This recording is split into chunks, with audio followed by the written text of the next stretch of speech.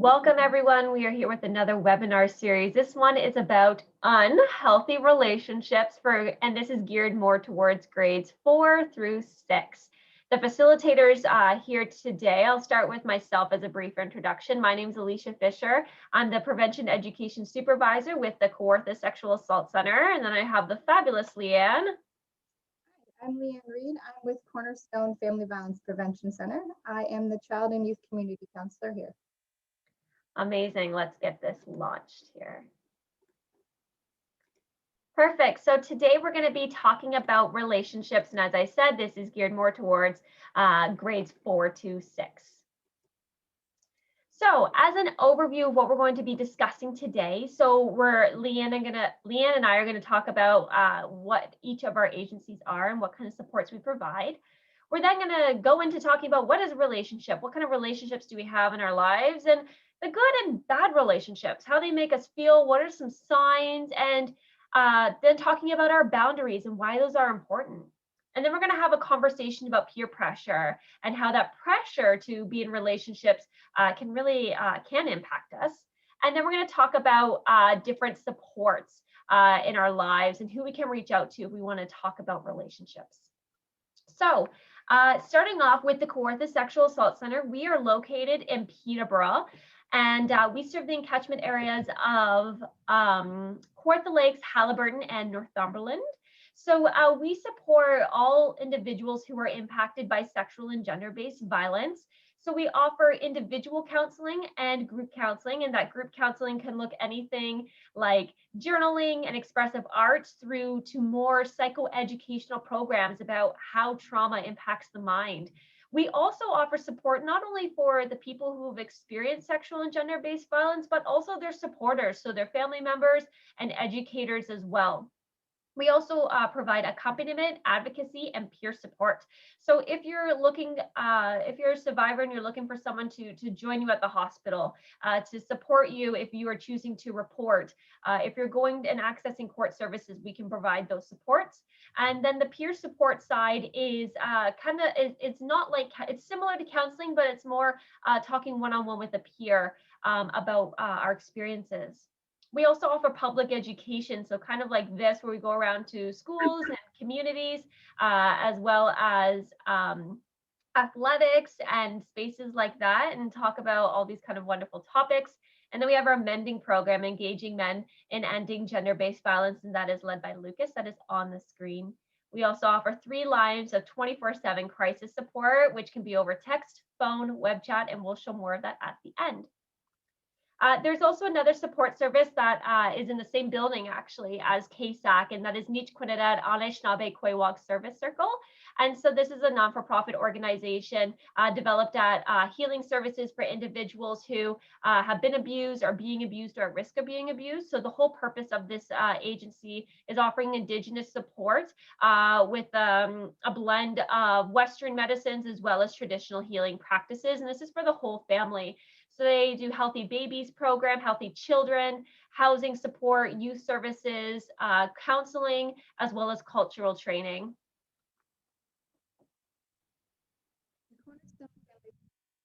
Oh, sorry, I think I clicked you. Okay. Cornerstone Family Violence Prevention Center is an agency working towards breaking the cycle of family violence by providing immediate shelter, counseling, and prevention services throughout Northumberland County. Okay, so we do lots of things. So there is a shelter and crisis counseling available. So the shelter portion and the resource center are connected all in one building, and we are located actually in Coburg. We serve all of Northumberland County though. We also have a 24-hour support line. The number's there for your reference, 905-372-0746. That number, you can call it anytime. It's 24 hours and it's completely confidential. You could also only provide information you want to give. You do not need to give any identifying information. We have transitional and housing support. So for families who have experienced domestic violence, who are at risk of losing housing, we have lots of resources available there. In the community side, we have a resource center that welcomes anyone through their doors. Counseling is available, scheduled counseling, one-on-one and or group. Family court support, so anybody going through the court system. Child and youth counseling, that's what I do. There's a child witness program available to families in the community, and prevention programs in school, similar to what we're doing here today. Amazing. So if you happen to be watching a replay of this, maybe you can pause this and ask the students in your class, what is a relationship? Who is involved in relationships? Where do relationships happen? Why do relationships happen? But ultimately, a relationship is about how people are connected to others and the world around us. So a relationship can be with our family, our siblings. It can be with our classmates, our teachers. It can be with our friends. And, our relationships aren't limited to human beings. Our relationships can also be with our pets, right? I know that when my cat comes and meows hello at me in the morning, I wish it talked to me in English, but that's a really amazing connection that I have with my pet. And so our pets can really offer a different kind of relationship. We can have intimate relationships with certain romantic partners or sexual partners. We can also have relationships with our teammates, our coaches. We can also have relationships with spiritual influences, elders, God, Muhammad, whoever, what type of spiritual leader you look up to. And we can also have relationships with our counselors, right? And all these relationships can mean very different things and can shift throughout our lives.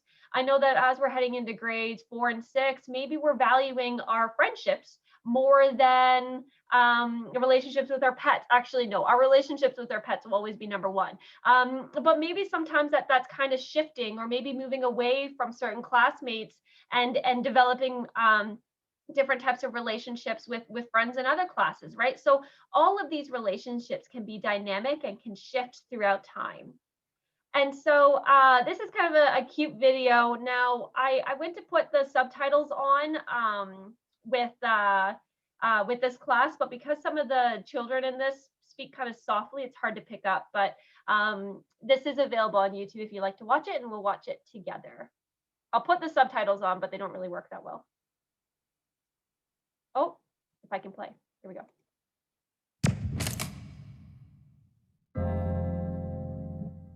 Having a connection or a bond with someone else, whether it be a family member, a friend, or a lover, then it can be used, or even to God or something like that. It can be used in loads of different ways. Like, I would say I have a good relationship with my dad because we do stuff together. But I would also say I have a good relationship with God because I talk to him, I go to church and stuff. So it can be with anyone or anything, I think. Relationship means when you're really in a close friendship with someone else, like with your friends or with your wife, your husband, your boyfriend, your girlfriend, your friends, something like that. Relationship makes me feel like the happiest person in the world. I'm so glad that I'm related to my mum, my dad, my sister, even though my sister can be quite, my cousins, my friends. They're really, really nice, and they're friends. You can have a relationship with an animal or a human, or sometimes people can have relationships with plants. Because with animals, you need to take care of them. With dogs, take them for walks, you have to feed your animals. And with plants, you also need to feed them water, you need to give them sunshine. So that's basically having a relationship with your plant or humans if they're ill. Your relationship is something you have, it's like a strong kind of link you have with a person. So if you have a relationship with your parents, you know them, the relationship is they're your mother and your father and you're their son. The relationship you have with a dog, I'm your owner and my dog. The relationship you have with your wife, I'm your wife and my husband. a relationship you have with your instrument.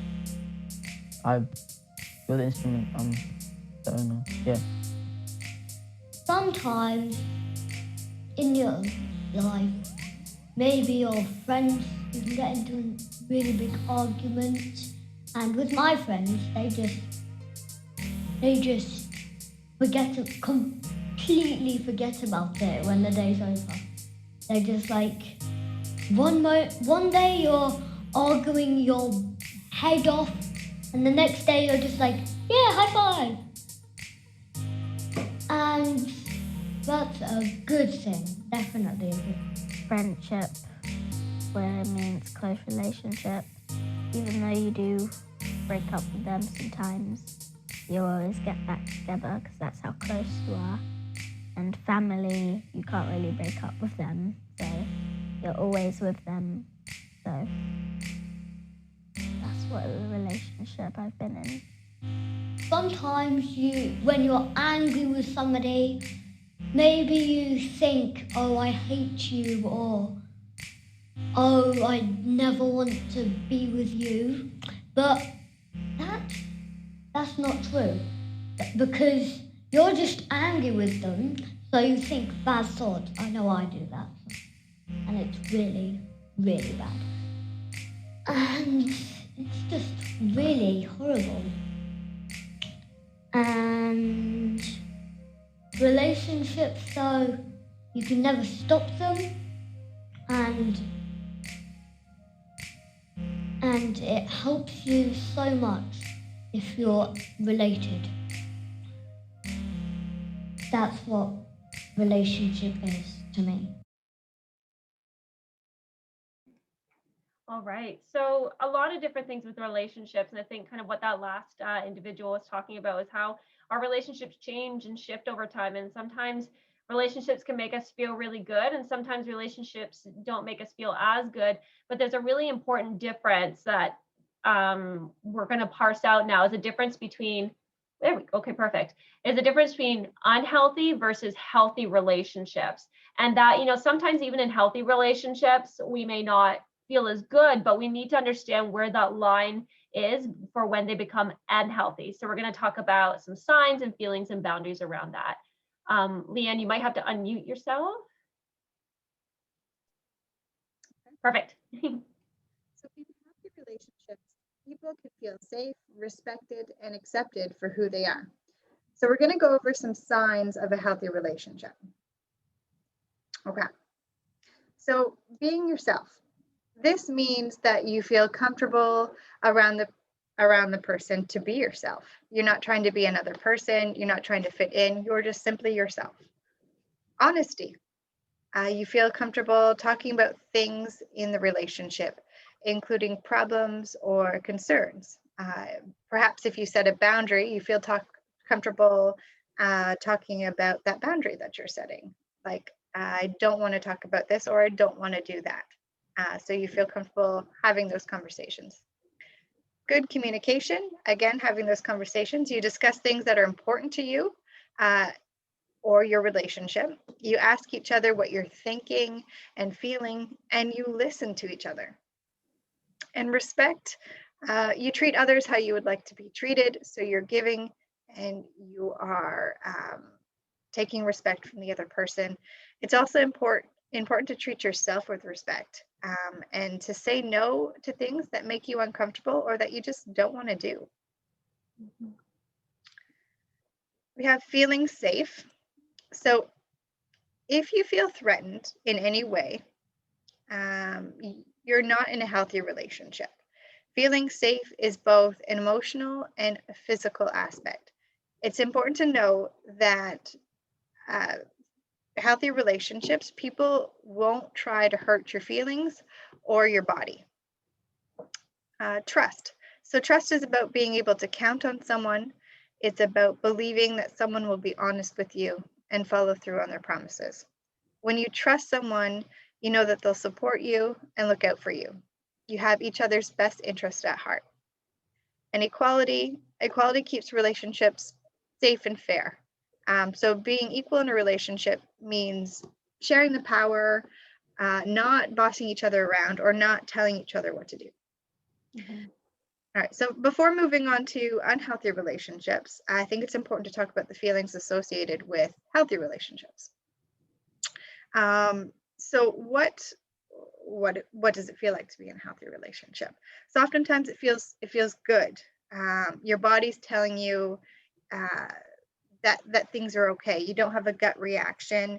You are standing tall, you're standing proud, you're feeling good, your head's clear. You're not having any negative physical reactions to being in a healthy relationship. Let's take a look at, do you have anything to add about feelings in a healthy relationship? Yeah. And that sometimes, we have to listen to our body on the inside as well as how we feel on the outside, right? So sometimes we feel those feelings in our stomach. We feel a little bit of like butterflies in our stomach. We feel maybe a fluttering in our heart. Maybe we feel like a little bit warm on our skin. Maybe our head feels a little bit buzzy. So it's like, how do you feel when you're in a healthy relationship? So maybe those butterflies aren't, maybe you don't feel uncomfortable. Maybe you don't feel as if like, ooh, like I'm not enjoying this. How do I tell someone? Like that would be more of an unhealthy relationship, which I think is where I'm kind of talking more about right now. But it's really important to listen to our bodies. So in unhealthy relationships, like in the video just kind of said this, it's common to fight or bicker. Okay, that is a normal part of relationships. Sometimes relationships can be toxic and leave a person feeling insecure or scared. So if you're feeling kind of insecure, unsafe, or scared, that means you're in an unhealthy relationship. So here, let's take a look at some signs. So physical abuse, this is often the most obvious form of an unhealthy relationship. And this is where a person might push you, hit you, shove you, destroy some of your personal belongings. Then you have control. So this is where a person might tell you what to do. They might tell you what to wear or who to hang out with. They might constantly check up on you. Or make you do things that you might not want to do.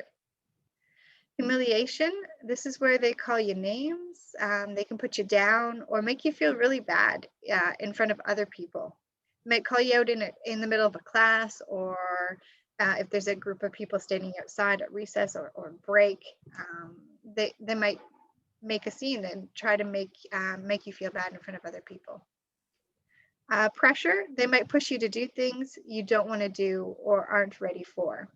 They don't take no for an answer, and they can sometimes use threats. So an example of this would be, if you don't do this, then I'm not going to hang out with you anymore. I'm not going to be your friend anymore, or I'm going to tell this friend your secret. So you either do this, or this secret is going to be known by everybody. So again, let's talk about the feelings associated, your body sensations associated with an unhealthy relationship. And I know you started this conversation, Miss Alicia, so jump right in. Yeah, so like just, really paying attention to our body. I think I kind of said this in the last slide by accident, but, feeling those butterflies in our stomach, feeling that fluctuation in our heart, maybe our head feels a little dizzy, maybe we feel a little like, uh-oh, kind of every time we see this individual. So it's really important to listen to how our body is feeling in these situations. Absolutely. Mm-hmm. Okay. So sometimes it's not really clear. It can be hard to tell what is happening, if it's healthy or not. So here are some questions to ask yourself if you're just not sure if your relationship is good for you or not. So do you feel good about yourself when you are around that person? So I think that question can be checking in with your body sensations as well as your emotions. So do you have those like fuzzy head? Are you feeling kind of a pain in your stomach when you're around someone? Do you feel pressure? Are you kind of sinking inside yourself? Are you noticing kind of any of the physical or unhealthy kind of characteristics in your relationship? Or do you feel great? Do you feel like you can completely be yourself, and you're not trying to blend into the crowd? Jokes. So do their jokes upset or hurt you? Jokes can be a very common in relationships. They can be fun, but if they are hurting you and they're constantly upsetting you, then that's not okay. Especially if you tell someone like, hey, like I know you tried to make a joke or whatever, didn't find that funny, don't say it again. It's when they then continue to make that joke because they want to see you uncomfortable. At that point, it's not that healthy of a relationship, right? Because they're not respecting you, they're not listening to you, they're not having good open communication, right?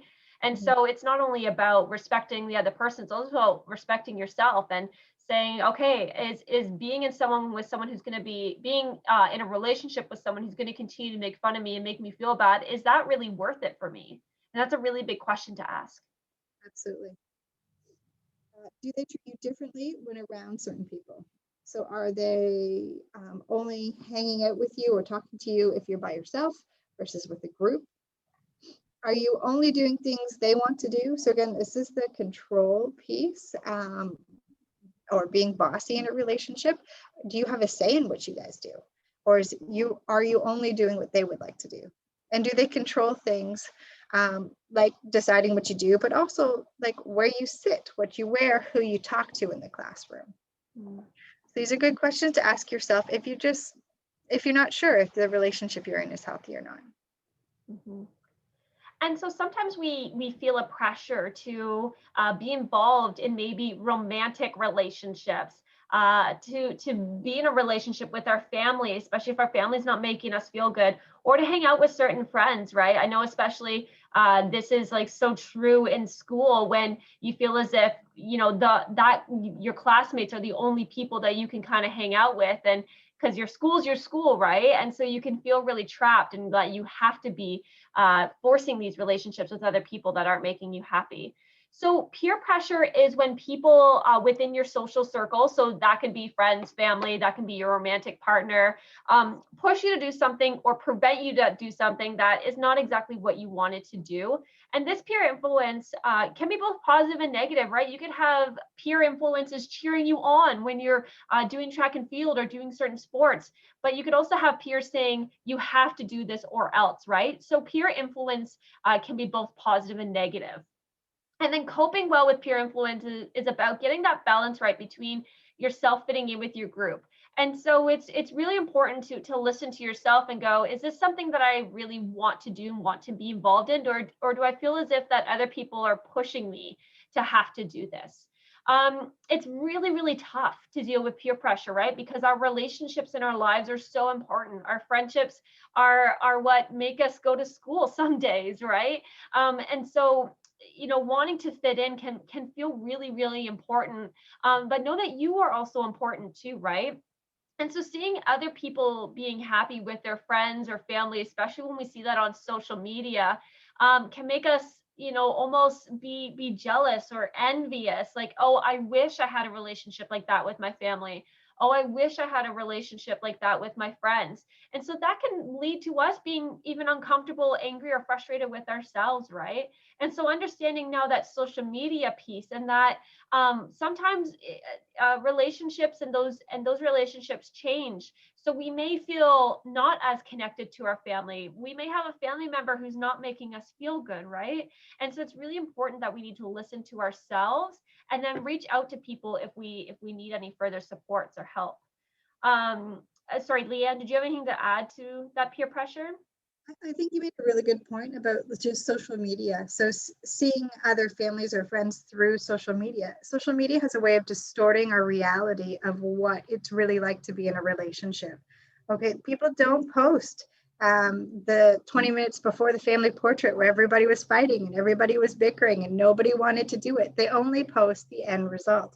Okay, the happy picture where everybody looks great, everybody looks like they're having fun. So it's really important to when you're looking at social media, have that kind of in your background, because those feelings that are associated with seeing other people being happy, you might be jealous, envious, angry, frustrated. I don't think you're looking at the whole picture. So just keeping that in the back of your mind when you're browsing through social media. Yeah, it's like when we see someone with a picture with their cat or their dog or their snake or their bird, whatever, you know, that picture with their pet, they may look really happy, but there can be times when their pet is not happy, right? And so, you know, if we see that pet on social media being really happy all the time, and we go up and we think that it's okay to just pet the pet, or to cuddle the pet, you know, we need to check in. So that kind of goes back to consent. But anyway, what I'm saying is that, like, not everyone is happy and excited all the time, and one picture, one snapshot does not give us the full understanding of reality. And so how do we understand, or how do we handle peer pressure? Because peer pressure is something that can happen, right? And so here's some tips of what you can do and what you can think about to handle that peer pressure, right? So hang out with friends who also believe that it's okay to not be ready. So that it's okay that you need to take time to make decisions, that it's okay that you have that room to make those open decisions as to what you want to do in your life. Be with those people who respect you. Go out with a group of friends rather than maybe one person, right? If there's one person who is making you do things or saying, hey, you can only you know, watch this TV show, maybe being with a group, but that could also go the other way, right? You could also have a group of people that are influencing you. So it's important to kind of think about that. Introduce your friends to your parents, right? And so that way there's a connection that those friends have with your parents, and knowing that, you know, they being rude to you is then being rude to the family, right? And that, like, there's kind of that level of accountability that that friend has. Invite your friends to your home. So if you're feeling as if your friends are putting a lot of pressure on you, if you're out you know, walking on the streets or going to the mall or whatever, maybe hang out at your house and see if that could be different.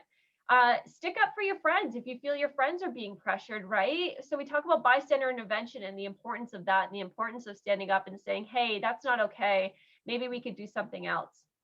Think of what you would say in advance in case someone tries to pressure you. So start to think about, okay, what can I say? What can I say when I feel that? Because sometimes when we feel pressure, that's exactly what it is. It's pressure. So sometimes we go, oh yeah, I'm sure, and we never really pause to listen to ourselves. So think about, if someone wants to make you watch maybe a TV show that you don't want to watch, think about what you could say prior to that event happening. Or maybe think about, if someone's pressuring you to be in a romantic relationship with someone, think about what you could say to them instead before that happens. Be ready to call your mom or dad or parent to pick you up if you need to leave a situation, right? Or maybe to know where a teacher is if you're at school. So just knowing that you have a resource that you could reach out to. Never feel obligated to pay someone back. And so we may not mean like financially pay someone back, but if someone says, hey, I'm going to do this thing for you, and you're going to give me your fruit gushers at lunch, like, you should never feel like obligated to have to do something, right? Like, that's a lot of pressure.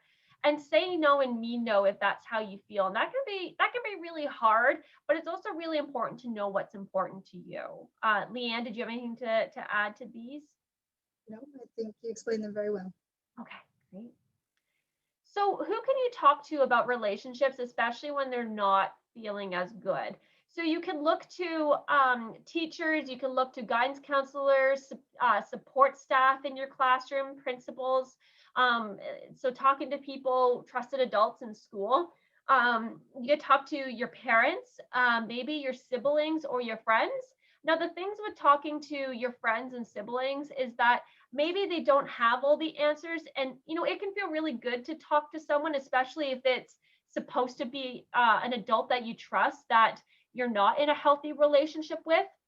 And so reaching out to your friends and your siblings may feel really good to have someone to talk to, but know that it's really important to get a trusted adult. Another trusted adult involved is also really important in order to kind of maybe stop that uncomfortable and unhealthy relationship from continuing, right? Talking to doctors, nurses, medical health practitioners. Maybe you're talking to a counselor that you talk to, or a therapist. maybe a religious leader or an elder, and having those conversations. There's also more anonymous conversations that you can have with people who don't know your family, and they don't know your teachers, and they don't know your classmates. So 3 examples here are Kids Help Phone, Lesbian, Gay, Bi, Trans Youth Line, and Talk for Healing, which is more of an Indigenous resource. So know that there are anonymous resources, as well as the 2 agencies that are here today, that you can have those conversations with. And as Leanne was saying, you can give as much or as little detail about the situation or about yourself as you want, but we are 2 supports that are here to help you. Anyone else, Leanne? No, that's great. Okay. So what did we learn? We learned that relationships are our connections to other people, other things, our pets, and that relationships are really important to us, right? There can be a lot of benefits to healthy relationships in our lives. That connection to people, the reason why we go to school every day could be to see our friends and to, of course, learn to see our teachers. But those relationships are really, really important, and they make us feel really good. Leanne, did you want to go into the next couple? They can make us feel really good. And peer pressure can be really hard to deal with. So reaching out for help if that is happening for you. So our feelings are important. It's important to talk to someone if you do not feel happy or feel safe. Definitely. And so if you're an educator watching this, we would always appreciate if you would fill out the survey that was attached with the schedule that was sent out in the email. With the Kawartha Sexual Assault Center, there are those 24/7 crisis supports, whether that's over the phone, text, or online at kawarthasexualassaultcenter.com. You do not need to be in crisis to access that support. We can provide that accompaniment. We can provide access to other resources, or just give you any kind of support that you need. And we also have our social media accounts. Leanne, did you want to talk about Cornerstone? Yeah, absolutely. We also have a 24/7 support line available. That's the bottom number here at 905-372-0746. You do not need to, again, give any identifying information out if you want to talk to someone. We also have a web-based option or text option at Cornerstone Connect. You can access that at cornerstonenorthumberland.ca/connect. That service is available from 12 p.m. to 8 p.m. Again, it's confidential support. We do go through some safety in terms of using technology while reaching out. We also have the text line. It's connected to the web-based chat at 289-210-4774. And with Neach Quinnidat, they also offer youth group options. So these are happening every Monday night from 4 to 6 p.m. They are absolutely free. And this is an Indigenous healing group. They talk about traditional medicine, self-care, grandfather teachings, and even making things like beading and shakers, and even talking to elders within our communities as well. So those are options with Neach Quinnidat. So we want to thank all of you for tuning in today. Thank you so much, Leanne, for coming on and providing all these wonderful resources. Thank you.